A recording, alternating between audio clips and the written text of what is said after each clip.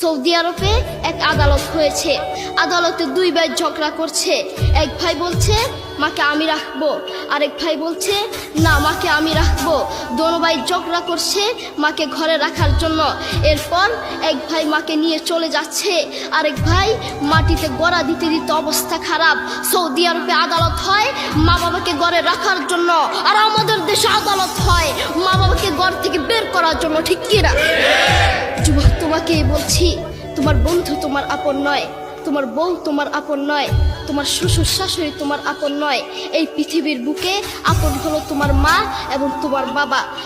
Corona আসার পরে প্রমাণ করে দিয়েছে কে আপন। এক মেয়ে তার মাকে ফোন করে বলছে, মা আমার স্বামীর করোনা হয়েছে। মা বললেন সাবধান, তার কাছে যাবি না, আমি সকালে সিএনজি পাঠিয়ে দিব, তুই টপ করে সিএনজিতে উঠে যাবি। এটার নাম দুনিয়া, এটার নাম দুনিয়া। করোনা হওয়ার পরে বন্ধু বন্ধুর কাছে যায় নাই, করোনা হওয়ার পরে শ্বশুর শাশুড়ির কাছে যায় নাই, করোনা হওয়ার পরে স্বামী স্ত্রীর কাছে যায় নাই। কিন্তু করোনা হওয়ার পরে এখনো ইতিহাস আছে মা তার ছেলেকে গিয়ে চুমু খেয়েছে। করোনা হওয়ার পরে এখনো ইতিহাস আছে বাবা তার ছেলেকে কাঁধে নিয়ে হাসপাতালে গিয়েছে, ঠিক কিনা? যুবক, তুমি তোমার মাকে কিচ্ছু মনে করছো না। তোমার মাকে তুমি ঘর থেকে বের করছো। ছেলে বিদেশ থেকে এসেছে, এসে শ্বশুর বাড়িতে গিয়েছে, তারা তাকে উল্টাপাল্টা বুঝিয়েছে।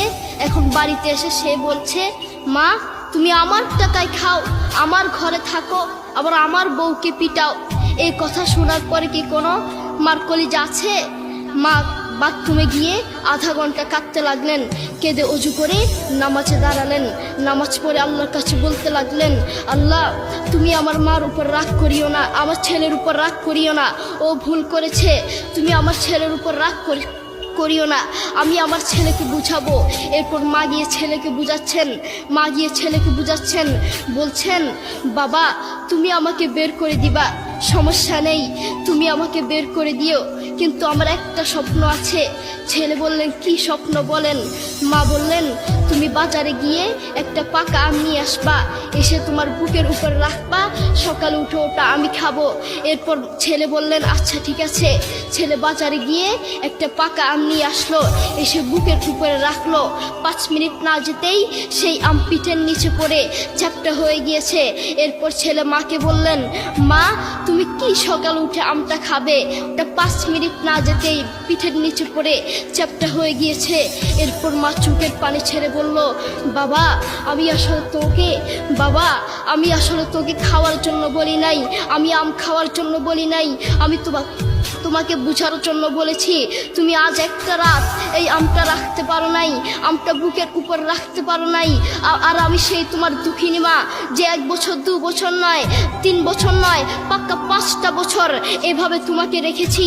আমিও যদি তোমার মতো এভাবে ঘুমাতাম, তুমিও তো আমার পিঠের নিচে পড়ে চ্যাপ্টা হয়ে যেতা। এরপর ছেলে চোখের পানি ছেড়ে বলল, মা আসলে আমি বুঝতে পারি নাই তুমি কি জিনিস।